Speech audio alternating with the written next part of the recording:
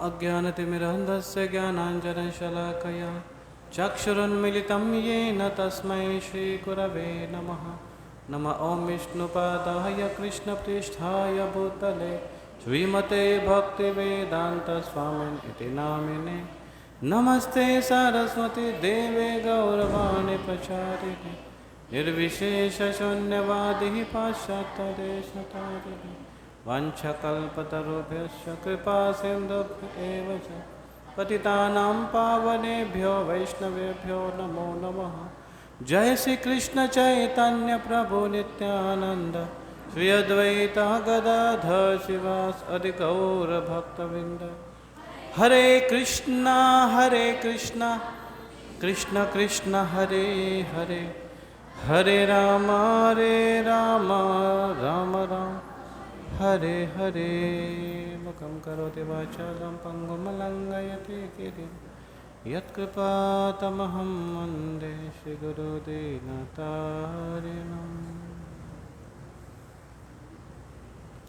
हरे कृष्णा। सर्व भक्तांचं स्वागत आहे।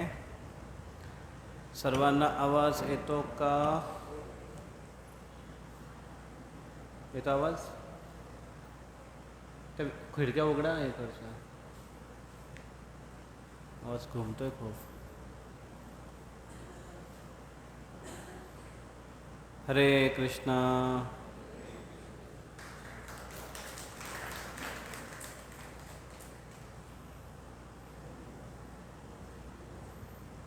या फुलांना काय म्हणतात? मधुमालती की नुसती मालती? मालती आणि मधुमालती एकच आहे बहुतेक। मालती वेगळी असते का? हरे कृष्ण। तर कार्तिक महिना सुरुवात करून गेलो होतो आपण, आणि आता शेवटचे 4 दिवस आहेत, म्हणजेच 5 दिवसाचं जे भीष्म पंचक आहे तो व्रत आहे। आज एकादशी, कार्तिक एकादशी, मोठी एकादशी आहे, उत्थान एकादशी। भगवान देव उठले शयेतून, म्हणून आता उठा सर्वांनी आणि कामाला लागा। तर पंढरपूरला आज मोठा उत्सव आहे, मोठा सोहळा आहे। विठ्ठलाचं दर्शन घेण्यासाठी खूप भक्त येतात, लाखोच्या संख्येने येतात आणि भगवंताचं दर्शन घेतात की भगवंत उठले आणि त्यांचं दर्शन घ्या। ही पद्धत खूप चांगली आहे की भगवंत उठले आणि त्यांचं आता दर्शन घ्यायला सगळे भक्त येत आहेत। म्हणजे भगवंतसुद्धा वाट बघतात की अरे खूप दिवस झाले, कोणाचं दर्शन नाही झालं, चला कोण दर्शन घ्यायला येतात, भगवंत त्यांचं दर्शन करतात। तसंच त्या दर्शनामध्ये, भगवंतांच्या दर्शनामध्ये किंवा भगवंताच्या दृष्टीमध्ये एक विशेष कृपा असते त्या दिवशी, आणि त्याचाच अनुभव आपण मंदिरामध्ये करू शकतो। जेव्हा भगवंतांना भोग लागला असेल, जेव्हा भगवंतांचा दरवाजे पट बंद असतील किंवा त्यांना झोपवलेलं असेल, त्याच्यानंतर त्यांना उठवलं जातं आणि उठवण्याच्या वेळेस दरवाजे किंवा ते पडदा आपोआप असं उघडतो, आणि जेव्हा पडदा असा उघडतो आणि उघडल्यानंतर पहिलं भगवंताचं जे दर्शन होतं, भगवंत झोपून उठले आता किंवा भोग घेऊन उठले आता, तो त्या दर्शनामध्ये एक कुतूहलता असते आणि भगवंतांची विशेष एक कृपा असते की भगवंत बघतात की कोण आला माझं दर्शन घेण्यासाठी। पहिल्या व्यक्तीवर पहिली नजर भगवंतांची पडली। ह्या पहिल्या नजरेवर भरपूर काय असतं आजकाल। पहिली नजर, पहिला वन साईड, असं काय असतं आजकाल। तर ती पहिली नजर भगवंतांची आपल्यावर पडावी अशी भक्तांची इच्छा असते, आणि म्हणून सगळे भक्त दर्शन घेण्यासाठी भगवंतांचा पंढरपूरला जातात। विठ्ठल पांडुरंगाता उठले, महाराष्ट्राचे विशेष करून आराध्य दैवत स्वयंभू भगवान कृष्ण विठ्ठलाच्या रूपात इथे आहेत। म्हणजे एवढे लांब जाऊ शकत नाही, ते भगवंताचं दर्शन किंवा तो उत्सव इथे साजरी करतात। आणि मग आपण एकादशी पालन करून तो उपवास किंवा तो तिथी साजरी करतोय। एकादशी सर्वांनी केलीच असेल।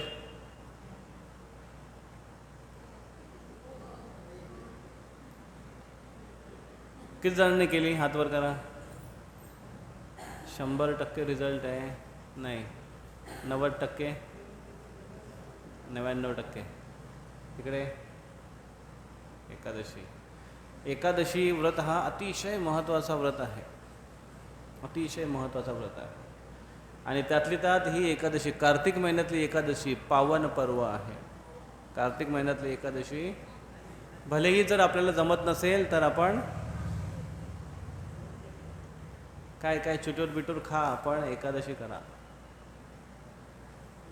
गृहिणींवर पण अवलंबून असतं ते जास्त, की त्यांनी जर असे काही पदार्थ बनवले घरामध्ये एकादशीचे की घरच्यांना बाहेर खायची इच्छाच नाही झाली पाहिजे, वाट बघत बसतील पुढची एकादशी कधी येईल. साबुदाणा वडा, चटणी, दही, भगरचे डोसे, राजगिऱ्याच्या पुरी, आलूची भाजी, पनीर टिक्का. पनीर चालतं उपवासाला, पण एकादशीच्या पद्धतीने. आणि पुरुष वर्ग आणि घरचे मंडळी बघतील की वाव काय बनवले, काय आज बोले आज एकादशी, बोले अच्छा एकादशीला असं बनतं, बोले हो. पण त्याला त्याच्यासाठी एक अट आहे. काय अट आहे? हे खाऊन जर बाहेर खाणार असेल तर हे मिळणार नाही. बाहेर खाण्याचं बंद असेल तर हे मिळेल. मग ते म्हणजे ठीक आहे आम्ही इथेच खाऊ, मग त्यांची एकादशी होते. तर हे एक आमिष झालं, पण एकादशी जास्त महत्त्वाची आहे. तर पूर्ण वर्षभरामध्ये आपण वैदिक नियमाचे पालन केले पाहिजे, नित्यनियमाने व्रत केला पाहिजे.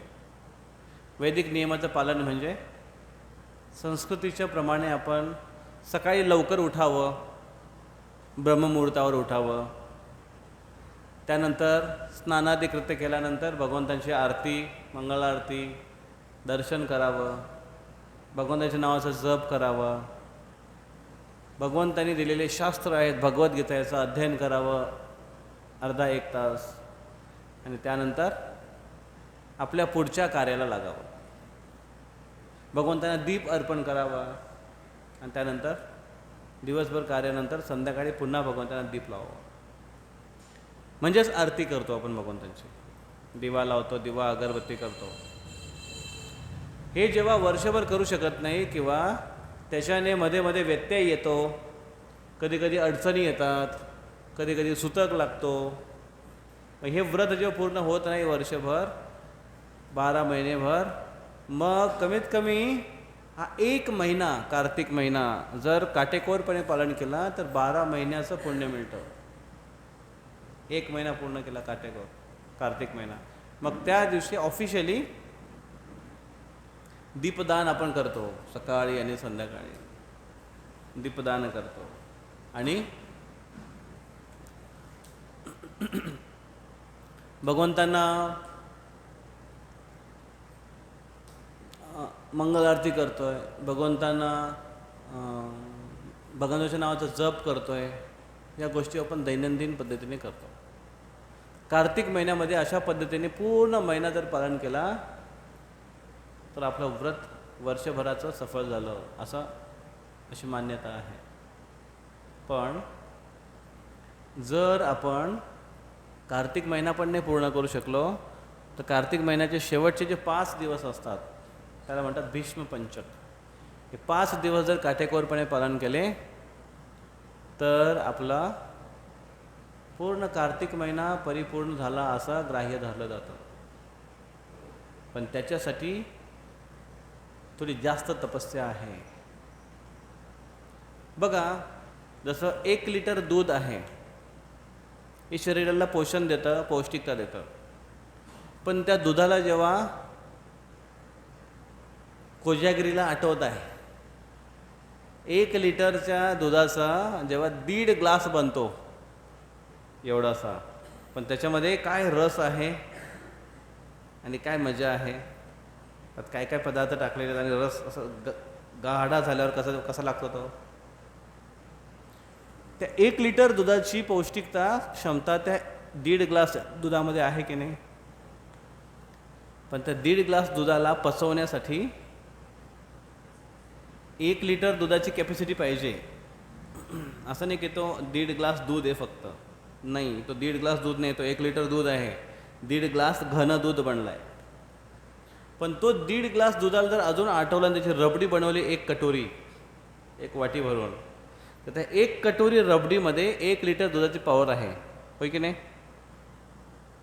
ती 1 कटोरी जर आपल्याला रबडी पचवायची असेल तर 1 लिटर दूध पचवण्याची शक्ती पाहिजे, तर ती पचवू शकते एवढी कटोरी दूध रबडी.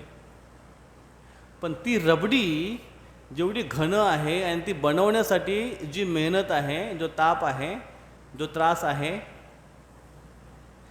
तो मात्र सहन करावा लागेल.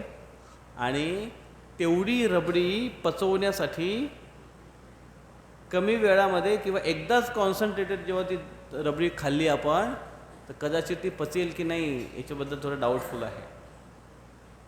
आणि जर नाही क्षमता असली तर मग पोट खराब होण्याची शक्यता आहे. पण 1 लिटर दूध थोडं थोडं थोडं थोडं थोडं थोडं पचवणं सोपं आहे. सकाळी 2 ग्लास किंवा 1 ग्लास, दुपारी काहीतरी, संध्याकाळी काहीतरी. हे उपवास अशाच पद्धतीचे आहेत. 12 महिन्याचं व्रत रोज नित्य नियमाने थोडं थोडं करत जा.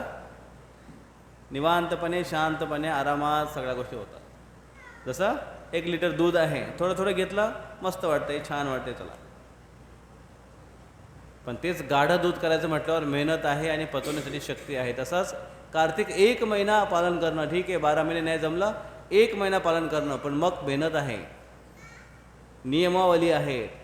कार्तिक महिन्यात बाकी कुठल्याच गोष्टी नाही, प्रजल्प नाही, भगवंतांच्या नावाचा स्मरण, श्रवण, सातत्याने कथा, कीर्तन, जास्तीत जास्त माळांचं जप, रोज सकाळी संध्याकाळी विदाऊट फेल भगवंतांना दीप अर्पण करणं. कमीत कमी दिवसातून एकदा तरी, 2 वेळा करणं आवश्यक आहे, पण एकदा तरी कमीत कमी करणं. पण ऐवजी जर 5 दिवसाचा व्रत जर पकडला शेवटचा भीष्मपंचक, तर तो अजून कठीण आहे. पण पालन जर करू शकलो तर पूर्ण कार्तिक महिन्याचा लाभ मिळेल. करायचा. मग आज पहिली जी एकादशीचा पहिला दिवस आहे भीष्मपंचकचा, तो निर्जल उपवास असतो. कोणी कोणी केलाय हातवर करा. निर्जल,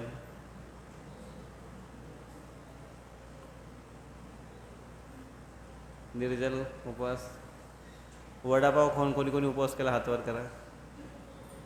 म्हणजे एकादशी वडा आणि एकादशी पाव.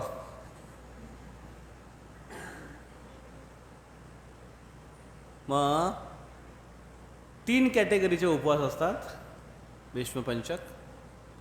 फर्स्ट कॅटेगरीचा जो असतो त्याच्यामध्ये एकादशी निर्जल, दुसऱ्या दिवशी जल ग्रहण करून उपवास पाळणा वेळेत सोडला जातो. पहिल्या दिवशी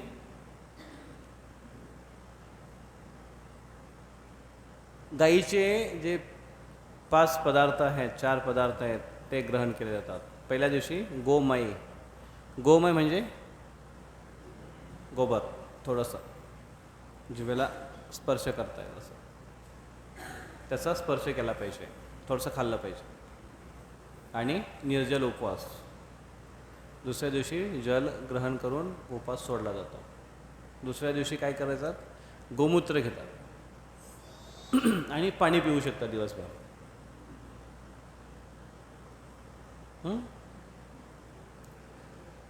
आणि पाण्यावर तिसरा दिवस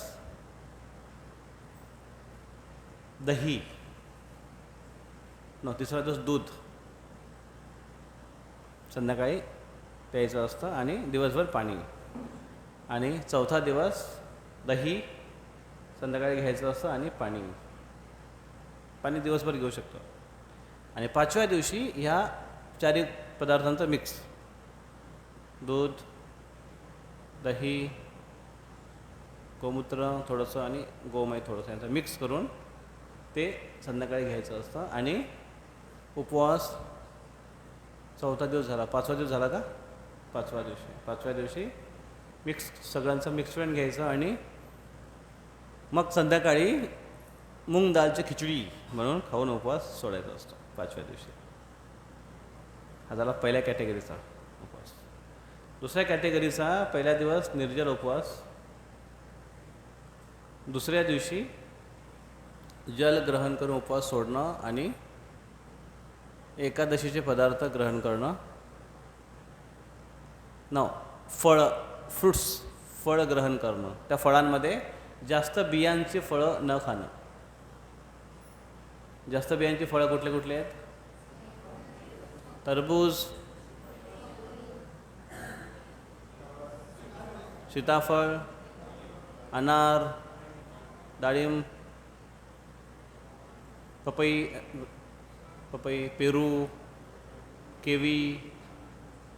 मग कुठले खाऊ शकतो? केळी, सफरचंद, चिकू, अजून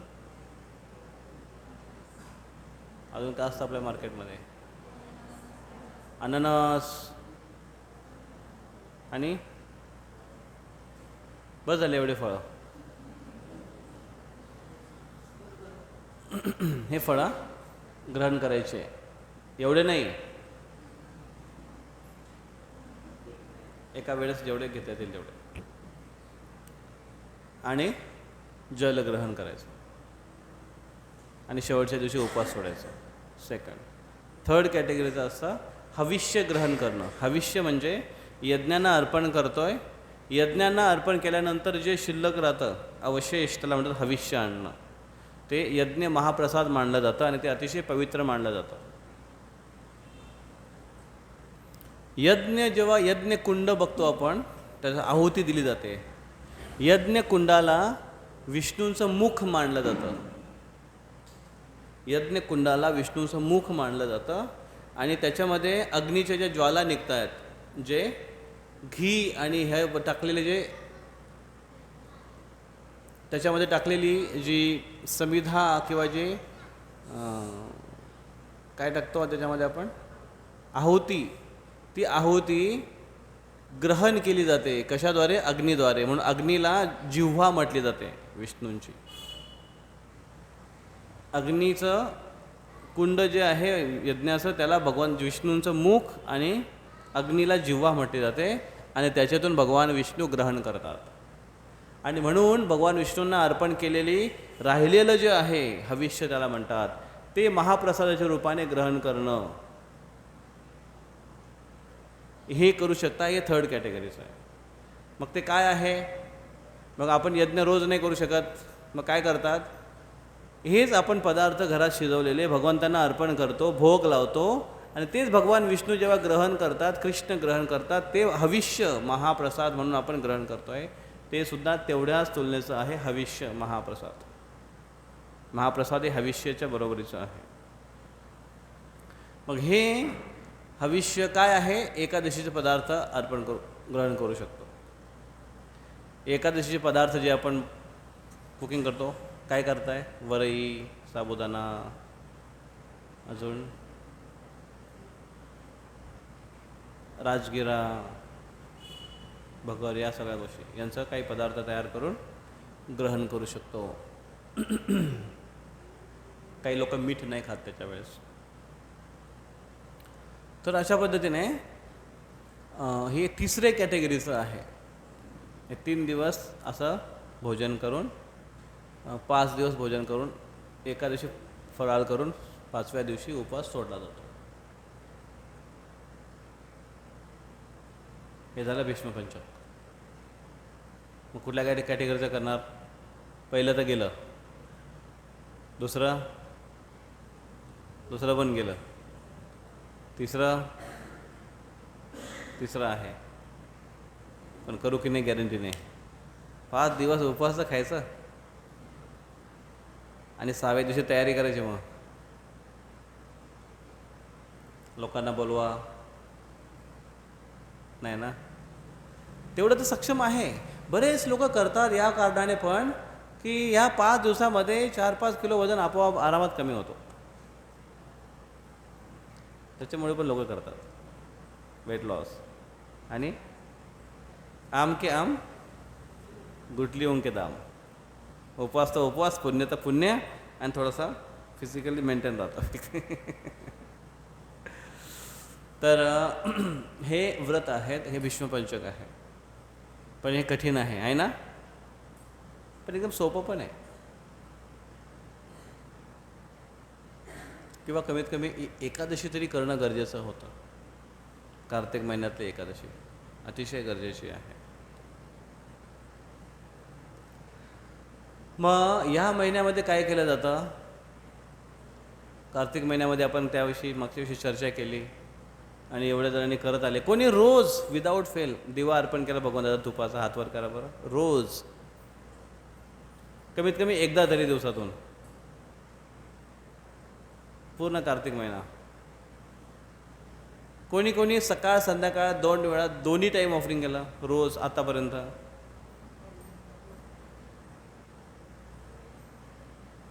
वा, खूप छान.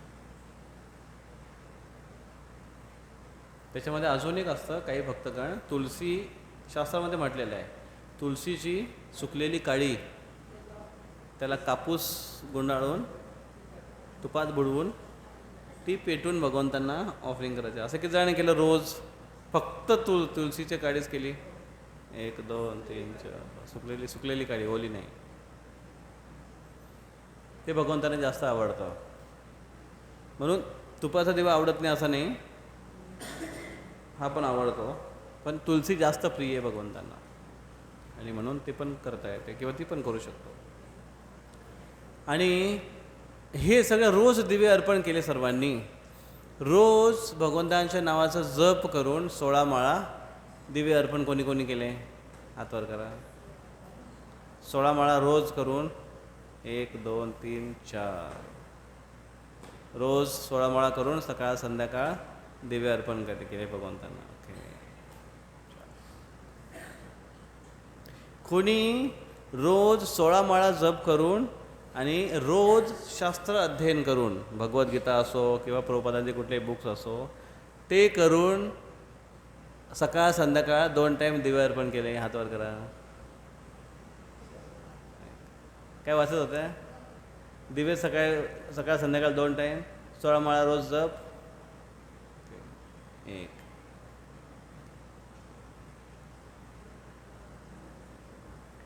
कोण? पुढचं विचारू का नको?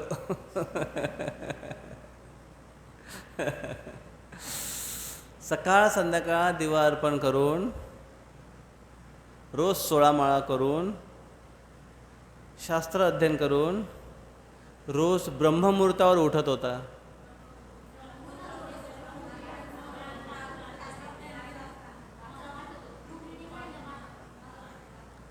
ब्रह्ममुहूर्त 4:30ला चालू होतो.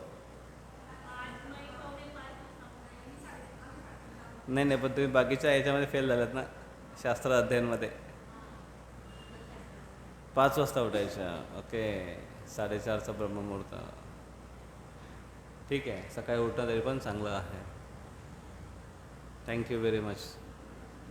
तुम्ही एवढं सगळं पालन करताय. या सगळ्या भक्तांसाठी जोरदार हरी बोल, हरी बोल, हरी बोल, हरी बोल. खूप छान तुम्ही प्रॅक्टिस केली. याचा तुम्हालाच फायदा होणार आहे, ज्याने केली. आणि बरेच जणांनी चांगली पालन केली आणि त्यांच्या चेहऱ्यावर बरेच मला लक्षणं दिसत आहेत की त्यांची बिचाऱ्यांची 1 महिन्यामध्ये कोणी केलं आहे का हा प्रथा? दिवसातून फक्त एकदाच खाणं नाही केलेलं ना? कार्तिक महिन्यात फक्त दिवसातून एकदाच खाल्लं असं कोण? ओके. काय झालं? ठीक आहे. तर उपवास ह्या गोष्टीला जास्त महत्त्व दिलेले आहे आपल्या शास्त्रामध्ये. बाकीच्या गोष्टी आहेत त्या डिटेल्स आहेत, त्या पण महत्त्वाच्या आहेत. त्या आपल्याला ह्या गोष्टीसाठी कृष्णाचं स्मरण करायला मदत करतात. म्हणून कृष्णाचं स्मरण करणं, भगवंतांच्या जवळ निवास करणं, हा जास्त मोठा उद्देश आहे उपवासचा. की त्या दिवशी बाकी गोष्टीला प्रायोरिटी न देणं, फक्त कृष्णांचं स्मरण करणं. मग स्मरण करण्यासाठी त्यांच्या नावाचं जप करावं, त्यांचं अध्ययन करावं, त्यांची पूजा अर्चना करावी, त्यांची सेवा करावी. या सगळ्या गोष्टी त्यांच्या स्मरण करण्यासाठी आहे. आणि कंटिन्युअसली दिवस रात्र भगवंताचं स्मरण केला पाहिजे, भगवंतांना आठवण केलं पाहिजे. जपामध्ये तरी भगवंतांना कमीत कमी स्मरण केलं पाहिजे, नाही तर जप चालू आहेत आणि बाकी पण काय काय चालू आहेत प्लॅनिंग डोक्यात, ते नको. मग भगवंतांचं स्मरण हे जास्त महत्त्वाचं आहे. मग भगवंताचं स्मरण केव्हा घडेल, कसं घडेल? जेव्हा आपण भगवंतांच्या संपर्कामध्ये राहू कुठल्या ना कुठल्या प्रकारे. 2 प्रकारे त्यांच्या संपर्कामध्ये राहायचं जे जास्त प्रभावशाली आहे आपल्यासाठी. नाम जप करताना सर्वांची परीक्षा होते, पण जर आपण शास्त्र अध्ययन करू, भागवतम आपण वाचू, भगवंतांच्या स्टोरीज जेव्हा आपण वाचू किंवा त्या श्रवण करू, तेव्हा त्यांचं स्मरण व्हायला मदत होते. समजा आपण कृष्णाच्या लीला ऐकल्या, भगवान कृष्णाने काय काय लीला केल्या, काय काय कथा केली, भगवंता कृष्णांचं जीवनचरित्र जेव्हा आपण ऐकलं किंवा वाचलं, त्या गोष्टी स्मरण पटकन होतात, आहे की नाही? आता जर तुम्हाला एखादी गोष्ट स्मरण करायला सांगितली तर कुठल्या तरी गोष्टीचे चिंतन करा, तर कुठल्या गोष्टीचे चिंतन करू शकता तुम्ही? जी गोष्ट तुम्ही ऐकले किंवा वाचले किंवा कोणीतरी सांगितले तुम्हाला, त्याचंच तुम्ही चिंतन करू शकता, होय की नाही? जी माहिती असते त्याचं चिंतन करा. कसं काय कराल? करू शकता? नाही करू शकता.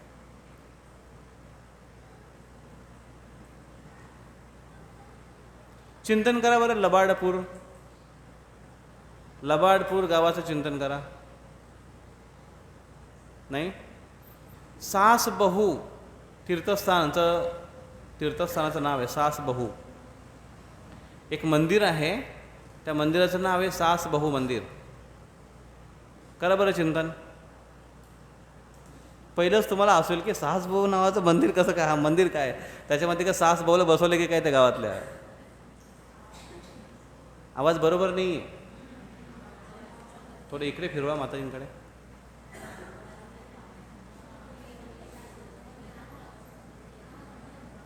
हरे कृष्णा. आता बरं आहे का तुम्हाला? बरं आहे का आता?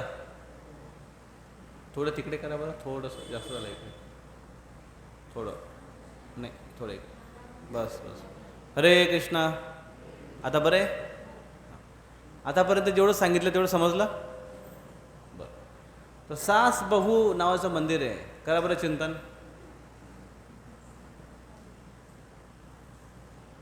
नाही?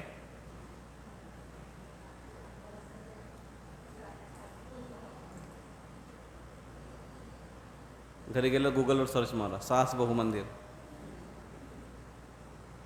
ते एक मोठं तीर्थस्थान आहे आणि तिथे सगळे लोक यायचे, दर्शन करायचे, माथा टेकायचे, जायचे. तिथे आपले एक भक्त गेले होते आणि त्यांनी विचारलं की हे असं कसं काय मंदिर आहे सासबहू, हे काय नाव आहे सासबहू? त्यांनी त्या धाम गाईडला विचारलं की हे मंदिर सासबहू आहे, एवढं ट्रेडिशनल आहे, पुरातन आहे, याचं नाव असं कसं काय आहे? याचं नक्की जुनं नाव काय होतं ते सांगा, याची खरी स्टोरी सांगा. त्यांनी सांगितलं की तुम्ही पहिलेच व्यक्ती आहेत इस्कॉनचे की ज्यांनी विचारलं. आतापर्यंत सगळे लोक येतात आणि बघतात, फोटो काढतात, सेल्फी घेतात आणि जातात. ही झाली मेंढरांची प्रवृत्ती. मेंढरं माहिती, मेंढरं खाली माना घेऊन चालतात. एक समोरचा गेला की मागे त्याचे सगळे विचारणार नाही की हे काय आहे. एखादा भक्त असतो तो चौकस असतो, तो लगेच विचारतो हे असं का बरं. त्यांनी विचारलं, धाम गाईडने सांगितलं खूप पुरातन मंदिर आहे, या मंदिराचं नाव आहे सहस्त्रबाहू मंदिर. सहस्त्रबाहू. काय झालं? सासबहू. भगवंतांचं एक नाव आहे सहस्त्रबाहू. बाहू म्हणजे हात, सहस्त्र म्हणजे हजार, हजारो हात आहेत त्यांना भगवंतांना. सहस्त्र शीर्ष भगवंताचं नाव आहे. सहस्त्र शीर्ष पुरुष पुरुषोक्ती प्रेयर्स आहे. जे ऐकलं नाही, वाचलं नाही कधी, याचं कधी स्मरण नाही करू शकत तुम्ही. पण आता जर मी तुम्हाला सांगितलं सासबहू मंदिराचं स्मरण करा, तर काय चिंतन करा, तर काय कराल चिंतन? कमीत कमी सहस्त्रबाहूपर्यंत तर येऊन आटपू आपण. म्हणून त्यासाठी स्मरण श्रवण हे गरजेचं आहे. चिंतन, अध्ययन गरजेचं आहे. मग जर हे आपण भगवान कृष्णांबद्दल केलं असेल तर स्मरण करणं सोपं जातं. आणि यासाठी आपण श्रवण केलं पाहिजे. तर भगवान कृष्णांची लीला खूप मधुर आहेत. भगवान कृष्ण प्रकट त्यासाठी होतात, लीला यासाठी करतात की भक्तांना श्रवण आणि स्मरण करण्यासाठी काहीतरी विषय पाहिजे. नाहीतर बाकीचे विषय खूप आहेत बाहेरचे, आहे की नाही? मराठी, हिंदी, इंग्रजी, गुजराती विषय खूप आहेत. Physics, chemistry, biology. आणि हे लहानपणी विषय असतात. मोठे झाल्यानंतर अजून विषय लागतात त्यांना. काम, क्रोध, लोभ, मद, मोह, मत्सर हे विषय लागतात. ते फार कठीण आहेत. त्याला पास करणं सगळ्यात जास्त कठीण आहे त्या विषयांना. मग त्याच्यासाठी वेगळी शाळा जॉईन करावी लागते. कुठली शाळा असते ती? सत्संगाची शाळा असते ती. आणि ती परीक्षा पास होता होता आयुष्य निघून जातो. आणि एखादा विद्यार्थी जेवढा नम्र राहतो तेवढा लवकर पास होतो. जेवढा जास्त चटपटी किंवा जास्त ॲरोगंट तेवढं त्यासाठी कठीण जातं. म्हणून म्हणतात, मराठीमध्ये म्हण आहे, जया अंगी, पुढे बोला, पुढे बोला, तया यातना कठीण. जया अंगी मोठेपणा, तया यातना कठीण. जया अंगी म्हणजे जयाच्या अंगी नाही, जया म्हणजे ज्याच्या अंगी. नीती म्हणला की जया कोण आहे? फार मोठेपण करते ती. जया अंगी मोठेपणा, ज्याच्या अंगी मोठेपणे तया यातना कठीण. त्यासाठी फार भयंकर परिस्थिती आहे. भगवान कृष्णांचं स्मरण करणं गरजेचं आहे.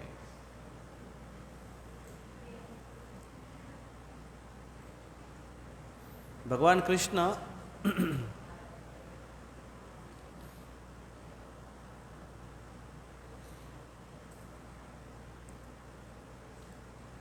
आज गौर किशोरदास बाबाजी महाराज यांचा आविर्भाव का तिरोभाव एक तिथी आहे. गौर किशोरदास बाबाजी महाराज हे भक्तिविनोद ठाकूर महाराज यांचे शिष्य आणि भक्ती सिद्धांत सरस्वती ठाकूर महाराज प्रभुपाद, जे आपले प्रभुपाद भक्तिवेदांत स्वामी प्रभुपाद यांचे गुरु भक्ती सिद्धांत सरस्वती ठाकूर यांचे ते गुरु आहेत गौर किशोरदास बाबाजी महाराज. गौर किशोरदास बाबाजी महाराज हे बाह्य दृष्टिकोनातून, भौतिक दृष्टिकोनातून कमी शिकलेले किंवा जवळजवळ अनपढ होते. पण त्यांचे शिष्य झाले हे त्या काळातले सगळ्यात विद्वान प्रकांड पंडित होते. वयाच्या 5-6 वर्षामध्येच त्यांनी भगवद्गीता कंठस्थ करून टाकली होती. वयाच्या 11 वर्ष संस्कृत पारंगत झाले होते आणि सगळे शास्त्र आणि त्यांचे वडिलांनी लिहिलेले सगळे पुस्तक वाचून मोकळे झाले होते. भक्ती सिद्धांत सरस्वती ठाकूर. आणि त्यांना जेव्हा दीक्षा घ्यायची होती, त्यांचे वडील भक्तिविनोद ठाकूर, जे गौर किशोरदास बाबाजी महाराजांचे गुरु, भक्तिविनोद ठाकूरांनी आपल्या मुलाला भक्ती सिद्धांत सरस्वती ठाकूर त्यांना सांगितलं की तू दीक्षा घ्यायचं असेल तुला तर गौर किशोरदास बाबाजी महाराजांकडून घे. कारण त्यांचं जीवन, त्यांची प्रॅक्टिस भक्तीमधली खूप वरिष्ठ उच्च लेवलची आहे. आणि त्यांच्याकडे गेले. भक्ती सिद्धांत सरस्वती ठाकूर एवढे प्रकांड पंडित विद्वान हे अशा व्यक्तीकडे गेले ज्यांना भौतिक दृष्टिकोनातून जे आपण बघितलं, लिहिता वाचता ह्या गोष्टीमध्ये ते फार कमी आहेत. त्यांच्याकडे गेले ते दीक्षेसाठी की कृपया करून मला दीक्षा द्या. आणि भक्ती गौर किशोरदास बाबाजी महाराज म्हटले की नाही मी कोणा दीक्षा देत नाही. अरे तू स्वतःच एवढा मोठा पंडित आहेस, प्रकांड पंडित आहेस, तुला काय मी दीक्षा देऊ? मी तुला दीक्षा होण्याच्या लायक नाही आहे, मी अनपढ आहे, जातो घरी. ते म्हणते नाही प्लीज मला तुमच्याकडून दीक्षा घ्यायची, मला तुम्ही आशीर्वाद द्या. मी त्यांनी खूप जेव्हा विनवणी केली तेव्हा गौर किशोरदास बाबाजी महाराज म्हटले की आता नाही, नंतर जा, नंतर मी विचार करून सांगतो. मग नंतर काही दिवसानंतर परत आले आणि ते म्हणतात की मला तुम्ही दीक्षा द्या. तुम्ही विचार केला का? ते मला विचार केला मी, पण मी विचारून सांगतो. ते बोला कोणाला विचारून सांगणार? गौरांग महाप्रभूंना विचारून सांगतो. लेवल पण बघा. चैतन्य महाप्रभूंना विचारून सांगतो. मी म्हटलं ठीक आहे. काही दिवसांनी परत आले. ते म्हणतात तुम्ही विचारलं का चैतन्य महाप्रभूंना? ते बोले मी विसरलो विचारायचं, जा घरी. पुन्हा आले ते काही दिवसानंतर, पुन्हा विचारलं की तुम्ही विचारलं का? ते बोले हो विचारलं मी. त्यांनी सांगितलं दीक्षा देऊ नको, जा घरी. हे जेव्हा त्यांनी ऐकलं तेव्हा ते फूट फूट रडायला लागलं. ते खूप रडायला लागलं ते. आणि ते म्हणले की माझ्या जीवनाचा उद्देशच काय, अर्थच काय जर मला दीक्षा मिळू शकत नाही तर माझं हे पांडित्य काय उपयोगाचं?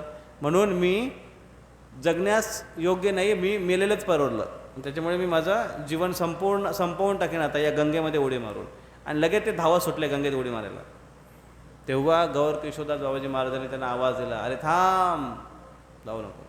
तू म्हणजे मी तुझी परीक्षा घेत होतो की तू खरोखर योग्य आहेस का दीक्षा घेण्याच्या, आणि तू खरोखर तुझी इच्छा आहे का दीक्षा घेण्याची, की नुसतंच टाईमपास किंवा जे काही आजकाल लोक करतात ना, गुरु केला मी, गुरु केला म्हणजे काय? गुरु की केला का केळा? गुरु आपण करायचा, शिष्य गुरु कधी करत नाही, गुरु शिष्यांना स्वीकार करतो. आणि मग ते आले आणि त्यांनी सांगितलं की जा गंगेमध्ये स्नान करून ये, मी तुला दीक्षा देतो. आणि ते स्नान करून आले आणि त्यांना गौर किशोरदास बाबाजी महाराजांनी दीक्षा दिली. जे एवढे प्रकांड पंडित होते. गौर किशोरदास बाबाजी महाराज हे हमेशा त्यांना एकांत प्रिय होते. ते सिद्ध बाबा होते. सिद्ध बाबा चमत्कारिक बाबा असतात, ज्यांची तपस्या फार जास्त असते. आणि म्हणून अशा बाबांचे आशीर्वाद घेण्यासाठी खूप लोक येतात. महाराज आशीर्वाद द्या, महाराज तुमचे चरण आमच्या घराला लावा, तुमचे चरण आमच्या गाडीला लावा, किंवा पाय लागू, पगला करा. पगला माहिती आहे का? पगला. एकदा एक मुंबईचे एक भक्त होते. ते आले आपल्या एक भक्तांकडे, गौर गोपाल प्रभूंकडे, आणि त्याला म्हणतात की प्रभूजी तुम्ही पगला कराल का? ते म्हणतात अरे पगले, दुनिया पूरी पगली है और किसको पगला करना है? ते बोले नाही, गाडीला पग म्हणजे पाय, पग लावा, पगला. तुम्ही जरा गाडी एक ड्राईव्ह करणार का? ते बोले हां ठीक आहे, म्हणजे पगला करू मी. गाडीला पाय लावायची लोकांची इच्छा असते, साधूची. का? आपल्या दुकानात घेऊन या साधूंना. का? दुकान चालत नाही, साधूंच्या आशीर्वादाने थोडं काहीतरी चांगलं चालायला लागेल, किंवा जीवनामध्ये फारच प्रॉब्लेम चालू आहेत, साधू आपल्या घरात या, थोडंसं प्रॉब्लेम सॉल्व्ह होतील. त्यांच्या आशीर्वादाने, त्यांच्या कृपेने, त्यांची साधनेच्या बळावर आपल्याला आशीर्वाद मिळतील. आणि होतं पण, भगवंताच्या कृपेने असं होतं सुद्धा. कारण भगवंत त्यांच्यावर खूप खुश होतात की ते साधूंचा आदर करतात, म्हणून त्यांच्यावर विशेष कृपा होते. पण असे लोक ज्यांना भक्तीचा काही गंध नाही आणि जे फक्त ऐशो आरामासाठी, पैशाच्या हव्याशासाठीच फक्त साधूंचा उपयोग करतात, त्यांना मात्र साधूंची कृपा कधीच होत नाही. आणि असे एक मोठे सेठ आले, धनी सेठ, आणि ते म्हणायला लागले की महाराज तुम्ही फार श्रेष्ठ आहात, फार महान आहात, फार उन्नत आहात, तुम्ही भक्तीमध्ये, मला तुम्ही कृपया आशीर्वाद द्या, मला तुम्ही दीक्षा द्या, मी तुम्हाला एवढं डोनेशन देईन, वगैरे वगैरे वगैरे वगैरे वगैरे. भक्ती सिद्धांत गौर किशोरदास बाबाजी महाराजांनी त्याला म्हटलं की ठीक आहे, मी तुला सगळं देईन. तो त्याच्या घरी बोलत होता प्रोग्रामसाठी, आमच्या घरी या, प्रसाद ग्रहण करा. ते म्हणाले हो मी तुमच्या घरी येईन, तुला आशीर्वाद पण देईल, तुझ्या बोटातल्या सगळ्या अंगठ्या इथे काढून ठेव, गळ्यातली सोन्याची चेन मला काढून दे. आणि लगेच त्यांनी त्याला पकडलं, त्याची चेन पकडली.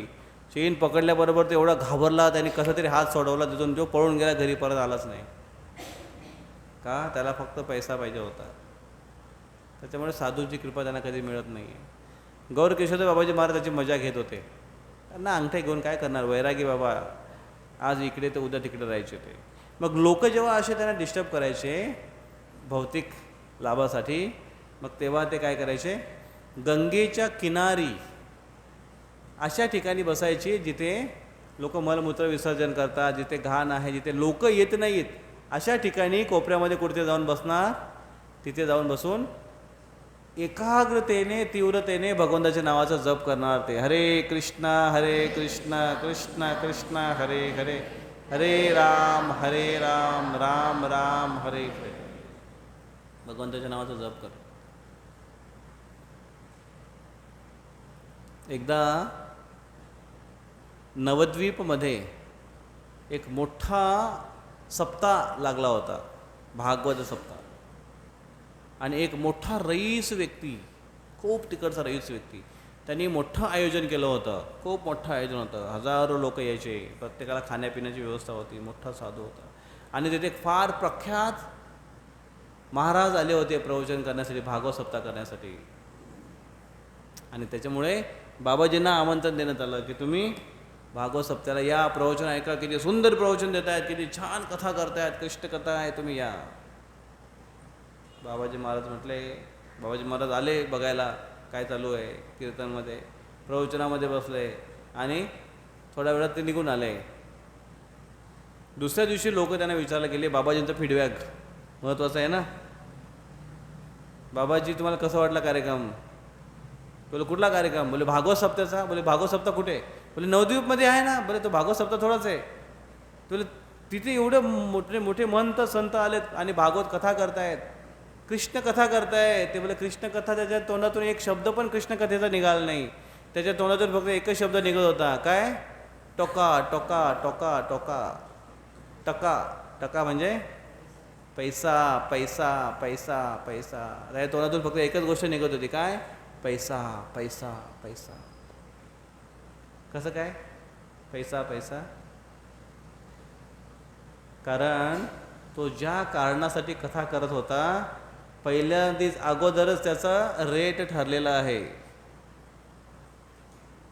आणि पुढची ऑर्डर ऐकणारे लोक इकडे तिकडे अरेंज करण्यासाठी तो असा इम्प्रेसिव्ह आणि लोकांना असं भारावून सोडणारे अशा रोमांचिक कथा आणि हे करत होता, कीर्तन आणि आलाप सहित त्या गोष्टी करत होता. त्याच्यामुळे जे खरे संत आहेत ते त्याचा हृदयाचा भाव लगेच ओळखतात. आणि ते म्हणून म्हटलं, गौर कृष्णदास बाबाजी काय म्हटले, तो काय करत होता? पैसा पैसा पैसा पैसाच फक्त बडबड करत होता. तिथे भगवंत नाही भेटणार तुम्हाला. म्हणून श्रवण पण अशा ठिकाणी केलं पाहिजे ज्यातून आपल्या हृदयामध्ये भक्तीचं बीज लावलं जाईल. म्हणून सनातन गोस्वामी म्हणतात की अवैष्णवाच्या मुखातून श्रवण नाही केलं पाहिजे, वैष्णवांच्या मुखातून श्रवण केलं पाहिजे.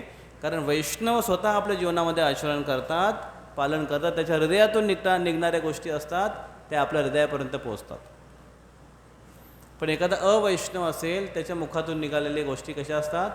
अवैष्णव मुखोद्गीर्णम पूतम हरिकथामृतम श्रवणम नैव कर्तव्यम सर्पोच्चिष्ट यथापय.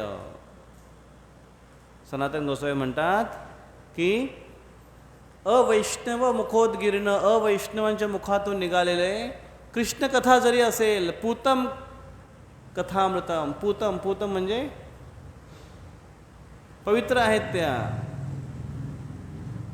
पवित्र कथा कशा पद्धतीचे ते अमृतासारख्या आहेत. कृष्णकथा अमृतासारख्या आहेत. पण अवैष्णवाच्या मुखातून जर त्या कथा येत असतील, ऐकल्या नाही पाहिजेत.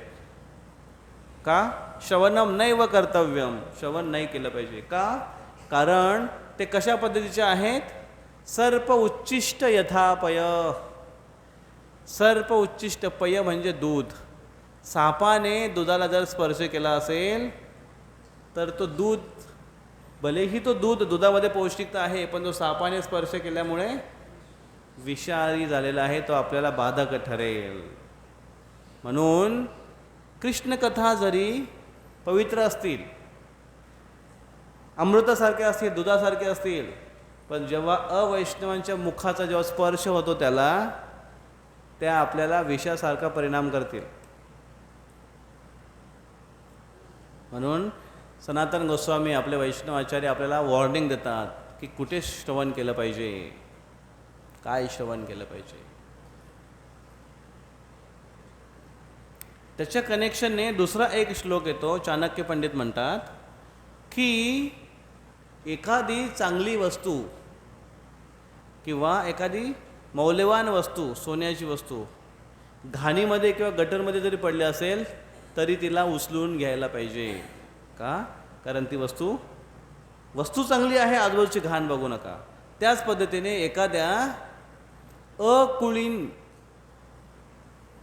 एखाद्या अकुळामध्ये किंवा निम्न कुळामध्ये एखादी जर चांगल्या गुणसंपन्न जर मुलगी असेल तर तिचा पत्नी म्हणून स्वीकार केला जाऊ शकतो, चाणक्य पंडित म्हणतात. आणि दोन्ही गोष्टीला बॅलन्स करणं किती महत्त्वाचं आहे. कारण सुरुवातीच्या स्टेजमध्ये आपल्याला माहिती नाही की काय श्रवण करायचं, कोणाकडून श्रवण करायचं. कारण सगळेच संत, सगळेच कथाकार, सगळेच भागवतकार दिसतात. आणि बऱ्याच वेळा आपल्या हृदयामध्ये भक्ती उत्पन्न होत नाही. पण घाणीमधून सोना कोण उचलू शकतो? ज्याला खरोखर सोन्याची पारख आहे. बरोबर आहे. घाणीमध्ये उतरून सोना काढण्यासाठी थोडी रिस्क घ्यावी लागेल. गटरचे छिटे उडणारच आहेत, आहे की नाही? त्याची बदबू वास तर येणारच आहे, त्याचा संपर्क तर होणारच आहे. पण नंतर त्याला धुवून घेतली जाऊ शकते, पण संबंध मात्र राहील. पण मौल्यवान वस्तू एकदा स्वच्छ झाली, शुद्ध झाली की ती शुद्ध राहते. पण त्याच्यासाठी सोनं पारखण्याची योग्यता असली पाहिजे, तरच ते शक्य आहे. म्हणून जोपर्यंत आपल्याला ही योग्यता प्राप्त नाही की काय योग्य श्रवणासाठी आहे, तोपर्यंत आपण फक्त वैष्णवांच्या मुखातूनच श्रवण करण्याचा प्रयत्न केला पाहिजे, जे स्वतःच्या जीवनामध्ये पालन करतात.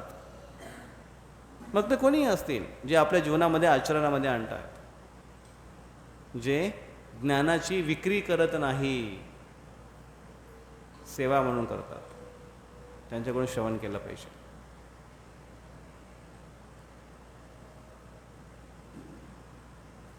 म्हणून गौर किशोरदास बाबाजी महाराज म्हणायचे, तिथे आम्ही ऐकायला गेलो होतो कथा, पण तो काय म्हणत होता? टका टका टका, पैसा पैसा पैसा. मग कथा कशी श्रवण केली पाहिजे? वैष्णवाच्या मुखातून. आणि हे असे परम वैष्णव होते गौर किशोरदास बाबाजी महाराज, जे खरं सोनं ओळखू शकत होते. गौर किशोरदास बाबाजी महाराज हे साधारण स्वभावाचे, साधारण ठिकाणी राहणारे, आचरण एकदम साधं सिंपल, शिक्षित पण नाही जास्त, जवळजवळ अनपढ सारखे. पण त्यांची कृष्णांच्या प्रती जी चेतना आहे ती अतिशय प्रगत आहे. आध्यात्मिक ज्ञानामध्ये सर्वात श्रेष्ठ किंवा ते आध्यात्मिक ज्ञानामध्ये फार वरचढ झालेले आहेत आणि त्यांना सगळे शास्त्रांचा सार, सगळे श्लोक त्यांना कंठस्थ होते. असे होते गौर किशोरदास बाबाजी महाराज. हे आपले वैष्णवाचार्य होऊन गेले आणि ते आपल्याला वॉर्न करतात. मग सुरुवातीला काय केलं पाहिजे आपण? जेव्हा आपण भक्तीमध्ये येतोय, 200 माळा करतोय, त्यावेळेस आपण प्रभुपादांचे बुक्स वाचले पाहिजे. स्मॉल बुक्स असतात प्रभुपादांचे, छोटे छोटे बुक्स, हे सगळे वाचून काढले पाहिजेत. मग भगवद्गीता वाचायची असते. सुरुवातीला छोटे छोटे पुस्तक, त्याच्यामध्ये भगवद्गीतेचा आणि बाकी भागवतमचा शास्त्राचा अर्थ दिलेला आहे. पण प्रभुपाद ज्या पद्धतीने समजावून सांगतात, फार सोपी आणि आजच्या युगाला जुळेल अशी पद्धत आहे.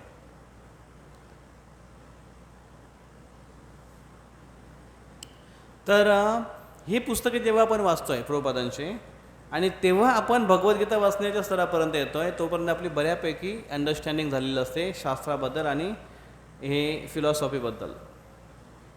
आणि मग आपण भगवद्गीता, भागवतम आणि मग अवांतर वाचन करू शकतो. पण सुरुवातीला हे वाचन करणे जास्त गरजेचं आहे. प्रभुपादांचे पुस्तकं जे आपल्यासाठी प्रोटेक्टिव्ह आहेत. कोणी कोणी किती पुस्तकं वाचली? छोटे छोटे पुस्तकं, एक तरी पुस्तकं वाचलं कोणी प्रभुपादांचं? स्मॉल बुक्स कुठलं वाचलं? पुस्तकाचं नाव आठवत नाही, कंटेंट कसं काय आठवेल? स्टार्ट टू एंड कुठलं वाचलं कोणी? तुषार्थ पतीक, हो ते तर बायोग्राफी, ऑटोबायोग्राफी ती. प्रभुपादांचे books, small books प्रभुपादांचे.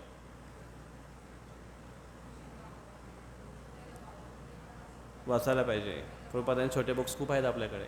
Small books कुठे घेऊन जायचं, एवढे तुम्ही तल्लीन व्हाल त्याच्यामध्ये, मग्न व्हाल, तुम्हाला खूप आवडेल ते. स्मॉल बुक्स कुठे पण ठेवता येतात, छोट्या पर्समध्ये पण मावतात पुस्तक.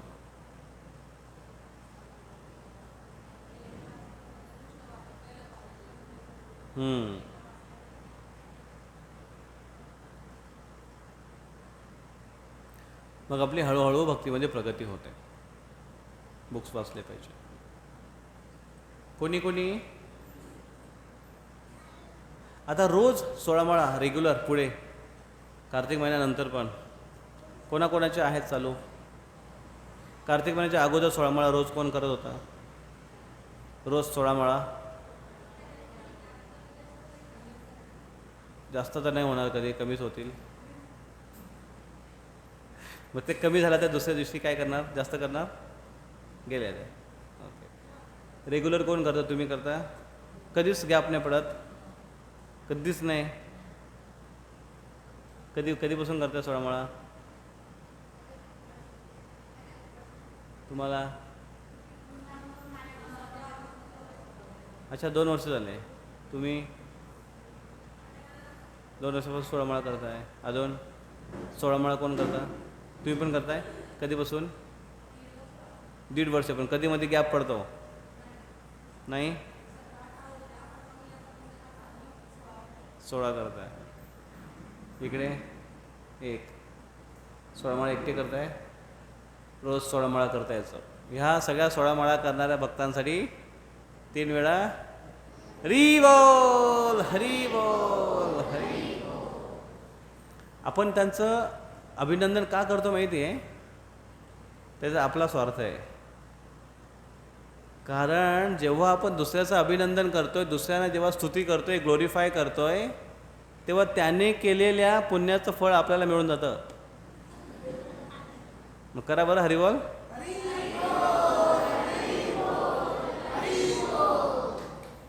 फार कंजूस आहात तुम्ही. आहे तर फळ पण नको आहे. तर जे 16 माळा रोज जप करतील त्यांच्यासाठी आम्ही आता कार्तिक यात्रेला गेलो होतो. महाराजांची यात्रा होती, वृंदावन यात्रा होती. 10,300 लोक होते यात्रेमध्ये. राहण्याची व्यवस्था फार दूर दूर होती, पण जो पंडाल केला होता आणि जी अरेंजमेंट होती अप्रतिम. प्रसादांची व्यवस्था होती अप्रतिम. प्रसादांची क्वालिटी होती खूप सुंदर. जिकडे तिकडे भक्तच भक्त, भक्तच भक्त, भक्तच भक्त. तो वातावरण जे होता खूपच सुंदर होता. रोज सकाळी एक व्हिजिट करायची, एक प्लेस, एक तीर्थाला जाऊन दुपारी वापस यायचं, प्रसाद घ्यायचं, रूमवर जाऊन थोडं झोपायचं. संध्याकाळी 5 वाजता महाराजांच्या कथा असायच्या. 5 ते 8, 5:30 ते 8:30च्या आसपास, 2-2.5 तास. खूपच सुंदर, खूप आनंद येतो. ही कार्तिक यात्रा महाराजांची, स्वतः गुरु महाराजांच्या सोबत आपल्याला यात्रेला जायला चान्स मिळतो. त्यांचं जवळून दर्शन होतं. ही संधी मिळते जे 16 माळा रोज जप करतात त्यांना. कोण कोण 16 माळा जप करताय आता रेग्युलर? पुढे करणार हातवर करा. जे करतात आणि पुढे करणार कार्तिक नंतर. 1 2 3 4 5 6 7.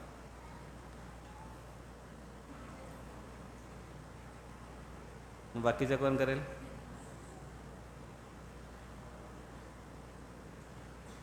ठीक आहे. प्रत्येकाने एक संकल्प घ्या कार्तिक महिन्यामध्ये. कमीत कमी भीष्मपंचकमध्ये एवढा कडक उपवास तर नाही करू शकत ना. कमीत कमी ह्या 5 दिवस किंवा 4 दिवस, आता उद्यापासून 16 माळा तर रोज जप करू शकता सगळेजण. जे करत नाही ते 4 दिवस 16 माळा करू शकता. शेवटचे 4 दिवस राहिले. 4 पण नाही, यावर्षी भीष्मपंचक 2 तिथी एकत्र राहिल्या, त्याच्यामुळे 4 दिवसाचा भीष्मपंचक आहे. आज दिवस गेला, आता उद्यापासून 3 दिवस. आज तारीख किती आहे? 2 3 4 आणि 5 दिवस. 5 तारीख शेवटचा आहे. 3 4 आणि 5. मग करायच्या 3 दिवस, उद्यापासून 16 माळा रोज. कोण कोण करेल हातवर करा. बाकीच्यांकडे जपमाळा नाही का? आता स्टॉल लावा बरं, जपमाळा प्रत्येकाने घेऊन जा कंपल्सरी. 3च दिवस 16 माळा रोज जप करायचं आहे. जॉब कसा ॲडजस्ट करायचा आहे ते बघा तुम्ही. जर आपला घरातला कोणतरी आजारी पडला, जाऊन झोपतो ना तिथे रात्रभर, ICUच्या बाहेर वाट बघतो ना, डॉक्टर यांची वाट बघतो की नाही बघतो, तेव्हा जॉब कसा ॲडजस्ट करता की नाही करता? जेव्हा बिझनेस असेल आणि जेव्हा सीझन असेल दिवाळीसारखी, तेव्हा दिवस रात्र त्या ठिकाणी बरोबर ॲडजस्ट करता की नाही करता? करतो की नाही आपण सगळं?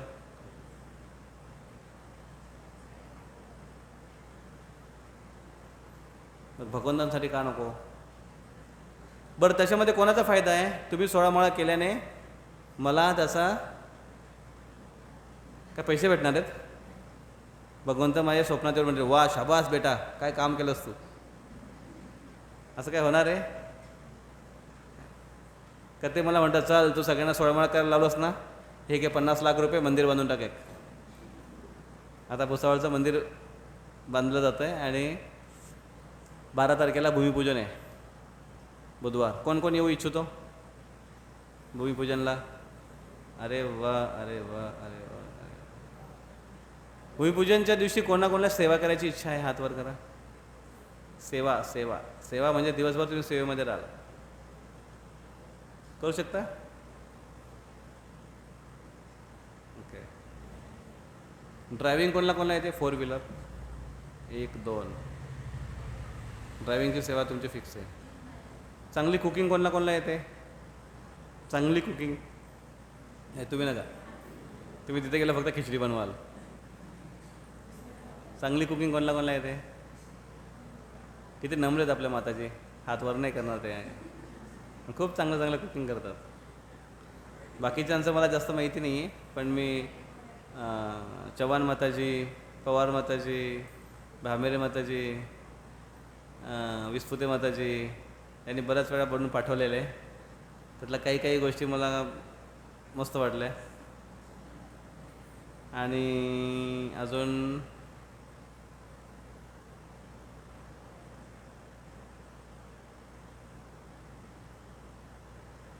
एकदा पंकज प्रभूंच्याकडे गेलो होतो, डॉक्टर पंकज प्रभू. त्यांच्या माताजींनी पण एकदा मस्त गरम पकोडे खाऊ घातले होते.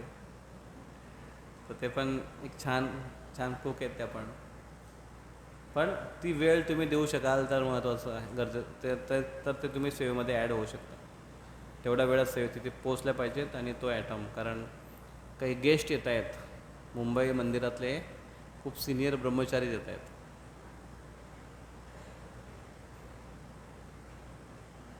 त्यांच्यासाठी प्रसाद बांधण्याची सेवा आहे. तर ती माताजींसाठी सेवा आहे. आणि बाकी डेकोरेशनसाठी सेवा आहे. बाकीच्या माताजी डेकोरेशनची सेवा करू शकते. आणि बाकीचे प्रभूजी प्रसाद सर्विंग आणि डेकोरेशनला मदत करू शकते. कधी? 1 दिवस अगोदर. डेकोरेशन 1 दिवस अगोदर होईल ना, त्या दिवशी काहीच डेकोरेशन नाही, कारण त्या दिवशी सकाळी सगळेजण 8 वाजल्यापासून यायला सुरुवात होते. 9 वाजता प्रोग्राम सुरू होईल.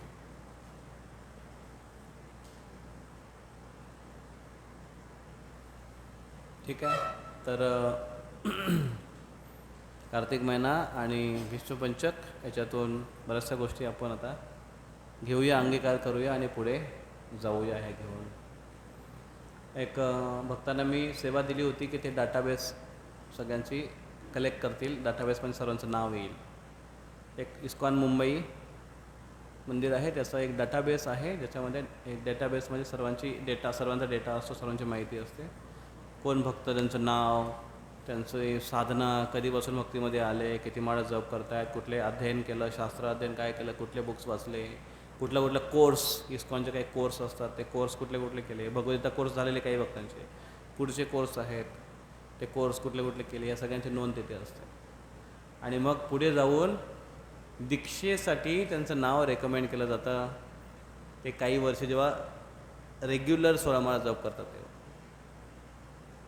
इस्कॉनमधून दीक्षा घ्यायची असेल तर खरोखर वैष्णव बनावं लागेल, प्रॉपर नियम पालन करावे लागतील, आणि ते चांगलं आहे आपल्यासाठी.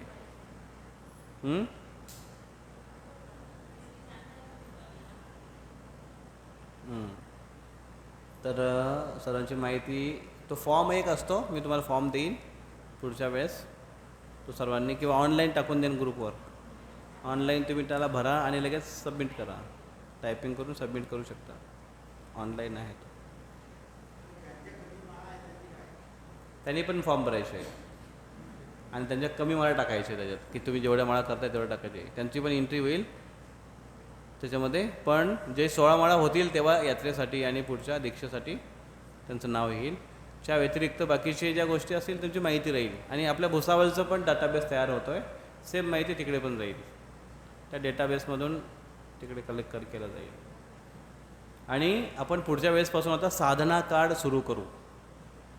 साधना कार्ड म्हणजे एक कार्ड असतो किंवा एक आपला फुलस्केप पेपर असतो, त्याच्यावर काही कॉलम्स असतात. सिरियल नंबर, त्याच्यानंतर जपा संख्या, किती माळा जप करतो, सगळ्यात वर त्याचं नाव असेल, व्यक्तीचं नाव, भक्तांचं नाव येईल. त्याच्यानंतर तो महिना, कुठला महिना आहे हा लिहायचा. हा महिना आहे कुठला, नोव्हेंबर महिन्यात 1 तारखेला तारीख असेल, तिथे तारीख 1 तारखेला. तिथे पुढच्या कॉलममध्ये काय येईल, तुम्ही किती वाजेपर्यंत किती माळा केल्या. सकाळी 8 वाजेपर्यंत किती माळा केल्या ते 8 वाजेच्या कॉलममध्ये लिहायच्या. पुढे 10 वाजेपर्यंत किती माळा केल्या त्या 10 वाजेपर्यंत कॉलममध्ये लिहायच्या. त्याच्यानंतर पुढे दुपारी संध्याकाळी 6 वाजेपर्यंत किती माळा केल्या त्या कॉलममध्ये लिहायच्या. त्याच्यानंतर 9 वाजेपर्यंत किती माळा केल्या ते त्याच्यामध्ये लिहायच्या. 9 नंतर किती माळा केल्या ते त्याच्यामध्ये दुसऱ्या कॉलममध्ये लिहायच्या. तुम्ही या आठवड्यामध्ये सत्संग केला की नाही तो मार्किंग करायचं. त्याच्यानंतर आपण काय श्रवण केलं ते तिथे लिहायचं. कुठलं पुस्तक आपण वाचतोय ते पुस्तकाचं नाव लिहायचं आणि किती तास वाचलं ते लिहायचं. हे साधना कार्डमध्ये येतं. ते दाखवेन मी तुम्हाला आणि कसं भरायचं ते पण सांगेन. एकदम सोपं आहे ते, पेनाने भरायचं. मग रोजच्या रोज भरलं तर काही प्रॉब्लेम नाही. रोजच्या रोज भरायचं, महिन्याचं एकदाच आठवत नाही, 4 दिवसाचं आठवत नाही काल कधी मला केल्या होत्या आणि किती केल्या होत्या. त्याच्याने एक फायदा असा होतो की तुम्ही रोज लिहिताय तेव्हा तुम्हाला वाटेल अरे माझा स्कोअर कमी होत चालला हळूहळू, आणि तुम्हाला स्वतःलाच कळतं की तुमची साधना किती चांगली आहे त्याच्यात. आणि तो स्कोअर कसा वाढवावा यासाठी तुम्ही प्रयत्न कराल. म्हणून तो साधना कार्ड भरायचा असतो, तो चालू करायचा. मग जेवढ्या पण माळा करतोय आपण तेवढ्या माळा त्यात लिहायच्या. आहे ना, चांगलं आहे की नाही. कोण कोण भरणार आहे हात वर करा.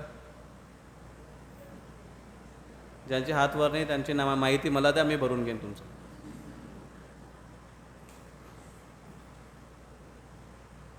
ओके, हरे कृष्णा. पण थांबूया इथे. कोणाचा काय प्रश्न आहे. दीप 17 करू शकता, 18 करू शकता, 19. 16 शिंगारच का असतात ना, 16 शिंगार.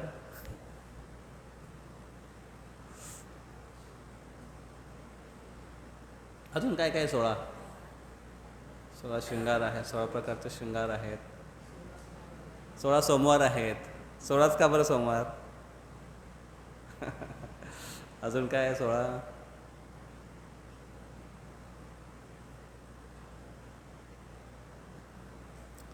कमीत कमी 16 असा नियम दिला आहे. जास्तीत जास्त किती पण करू शकता. ॲक्च्युली कृष्ण म्हणतात की सततम कीर्तयन्तो माम, सतत करा, पण आपण नाही सतत करू शकत. म्हणून प्रभुपादांनी एक नियम दिला की कमीत कमी 16 तरी करा. 16च का, त्याच्या मागची एक स्टोरी आहे की का 16 आहेत. 16 पण आकडा तेवढाच महत्त्वाचा आहे वैदिक दृष्टिकोनातून. पण 16 प्रभुपादांनी का दिल्या, कारण 64 माळा जप करण्याचा नियम होता. तुम्ही ऐकताय का सगळ्याजणी. कालची तुम्हाला गंमत सांगतो मी, ऐकताय.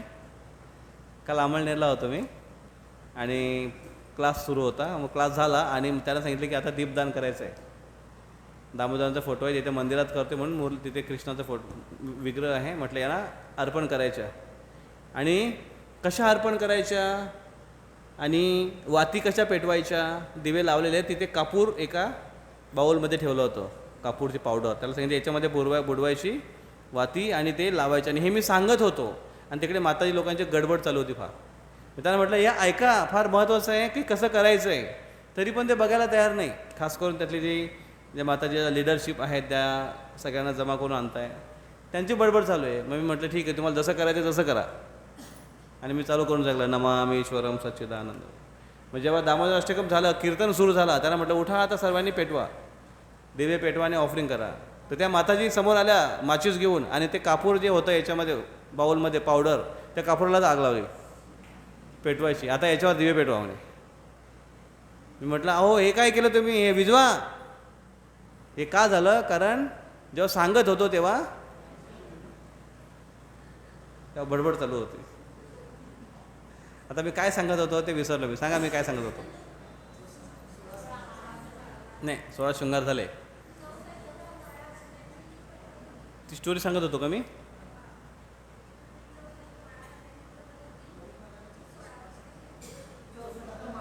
नाही तेच ते ऐकलं, पण त्या व्यतिरिक्त मी काहीतरी सांगत होतो ना.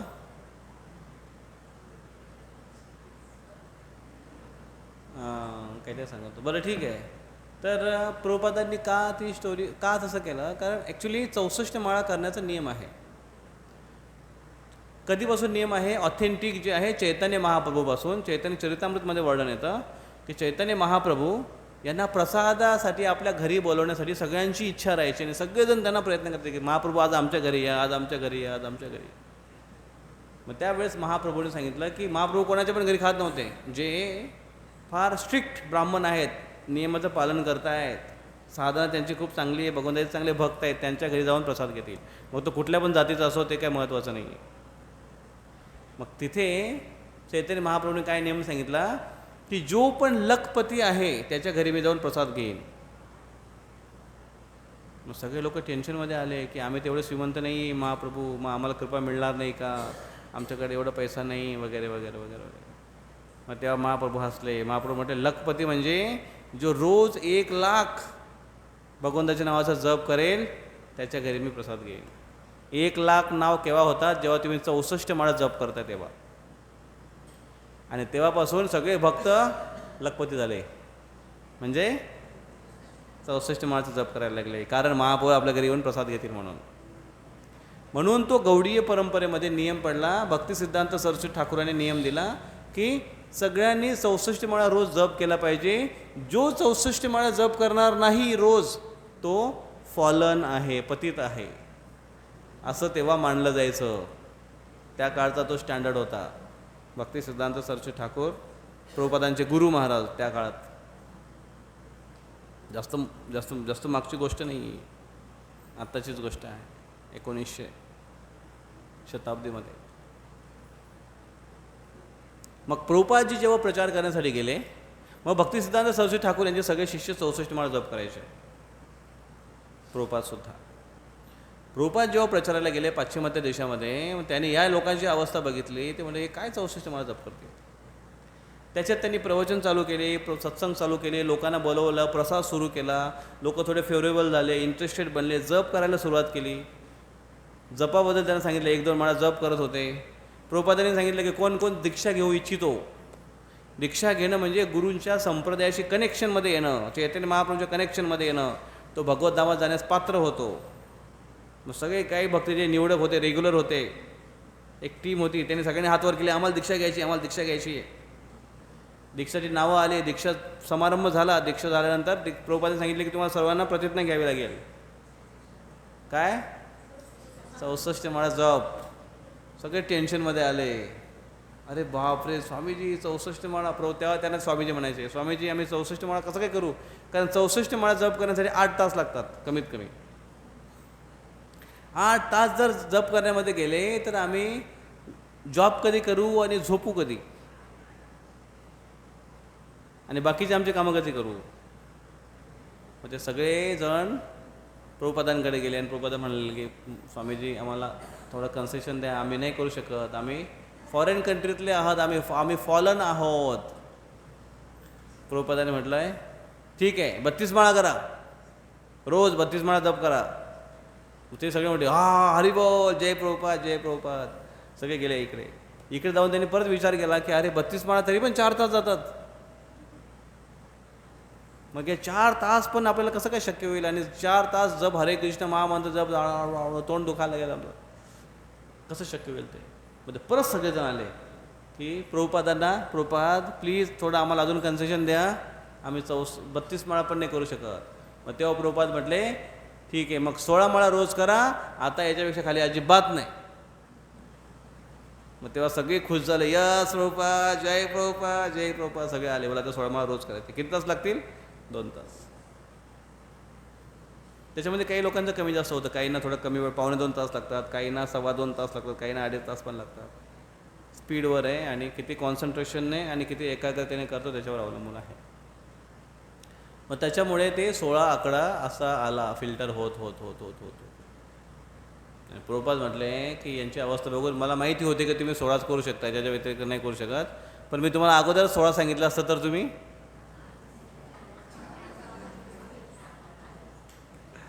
म्हणून प्रभुपादांनी एक तो स्टँडर्ड दिला की 16 माळा जप करा. मग हे 16 माळा जप प्रभुपादांनी जो स्टँडर्ड दिला, प्रभुपाद म्हणतात की हे 16 माळा जप तुम्ही ध्यानपूर्वक केले ना तर तुम्ही कीर्तनीय सदाहरी बनाल, कारण पुढच्या जप करण्याची आपोआप तुम्हाला इच्छा होईल. आणि 16 माळाचा जो स्टँडर्ड देतात प्रभुपादजी, म्हणून प्रभुपादजी जबाबदारी पण घेतात की तुम्ही एवढं जरी केलं ना तर तुम्हाला भगवत धामात घेऊन द्यायची जबाबदारी माझी. एवढं प्रभुपादजी ॲश्युरन्स देतात. असं कोणी ॲश्युरन्स देणार नाही की एवढं करा. आणि कोणी टीचर असेल का तो म्हणा ते एक काम कर, नाव लिह, तुझं नाव लिह, रोल नंबर टाक, पेपर दे, पास करून टाकतो. एवढं कोण करता? पण आपण एवढे आळशी आहोत की म्हणू की अहो काय एवढं लिहायची सवय नाही आम्हाला, नाव पण टाका ना तुम्हीच, रोल नंबर काय असेल ते बघा, ते बुकमधून शोधून लिहा, टाका त्याच्यावर. अशी आपली अवस्था आहे. मग 16 माळा असे. अजून काय प्रश्न आहे कोणाचा?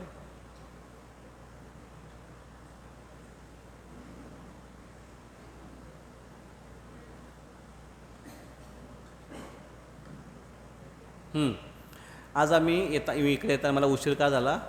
नंदरूपम लसत्कुंडलम गोकुले ब्रजमानम.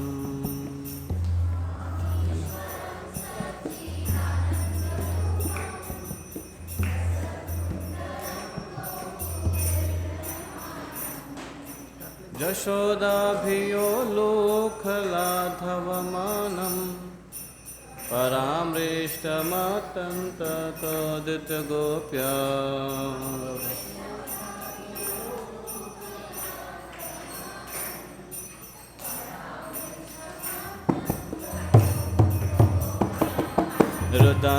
रुदन्तमूर्नेत्रं युग्ममृजन्तं कराम्बोजयुग्मेन सातङ्कनेत्रं. काय करतोय? 2 ताले.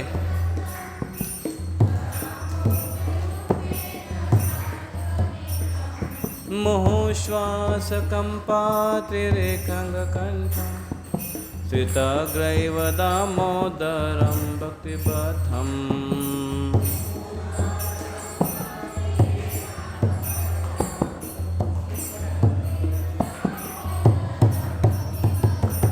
इति दृक्स्वलीलाभिरानन्दकुण्डे स्वघोषं निमज्जन्तमख्यापयन्तम्.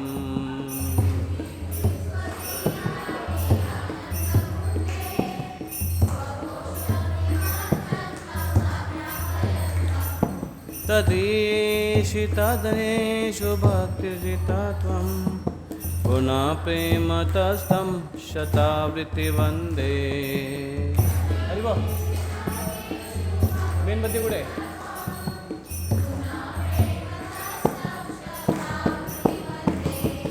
वरं देवा मोक्षं न मोक्षं वदिं वा न चान्ये मृणेऽहं वरेशदपिह.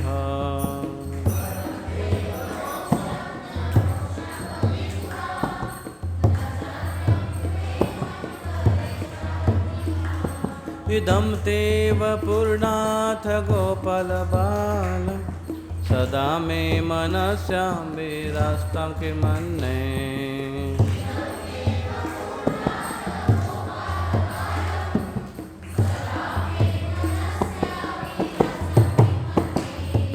इदं ते मुखं भोजम् अत्यन्तनीले वृत्तं कुन्तलैः स्निग्धरक्तस्य गोप्या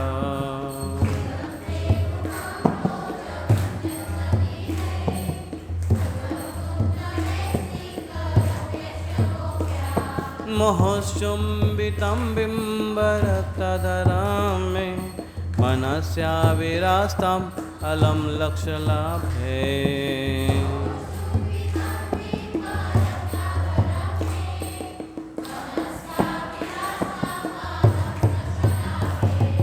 नमो देव दामोदरानन्त विष्णु प्रसीद प्रभो दुःखजालब्धिमग्नम्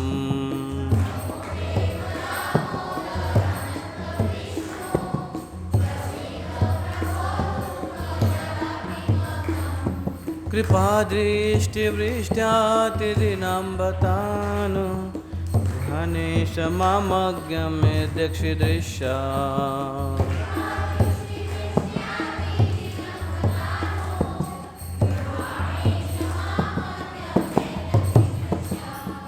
कुबेरात्मजौ बद्धौ मूर्तैव यद्वा त्वया मोचितौ भक्तिभाजौ कृतौ च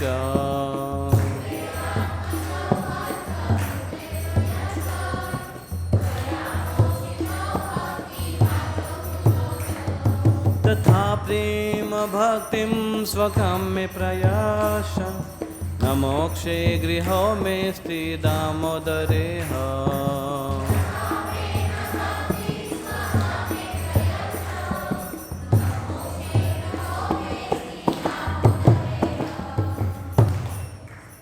नमस्ते स्तुधाम्ने स्फुरदीप्तिधाम्ने नमस्ते स्तुधाम्ने स्फुरदीप्तिधाम्ने नमस्ते स्तुधाम्ने स्फुरदीप्तिधाम्ने नमो त्वदीयोदरायाथ विश्वस्य धाम्ने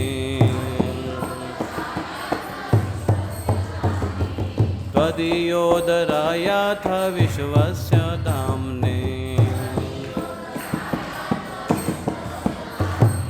नमो राधिकायै त्वदीयै प्रियायै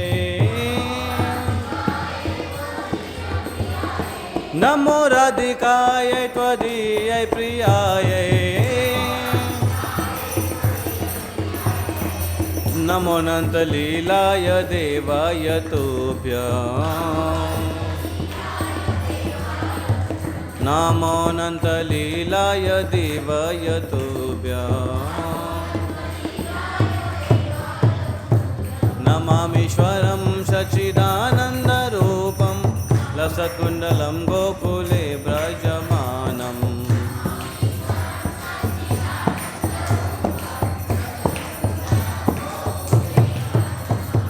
यशोदाभियो लुकलाधावमाना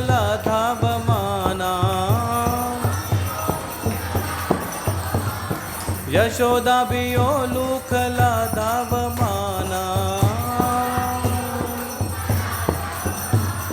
परामृष्टमत्यन्ततो दुष्टगोप्या परामृष्टमत्यन्ततो दुष्टगोप्या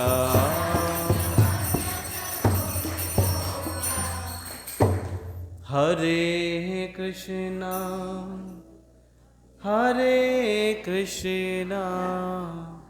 कृष्णा कृष्णा हरे हरे हरे राम राम राम हरे हरे त्यांना येऊ दे हरी बोल दिवे त्यांना घेऊन त्यांना पेटू द्या त्यांना दिवे वाटून द्या कारण राम राम हरे हरे हरे राम राम राम हरे हरे हरे कृष्णा कृष्णा कृष्णा हरे हरे हरे राम राम राम हरे हरे. म्हणा सर्वांनी हरे.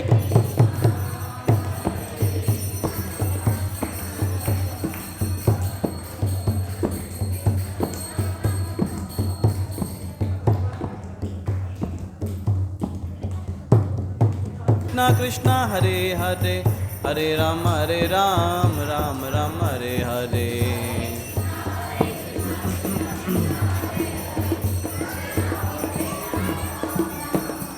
हरे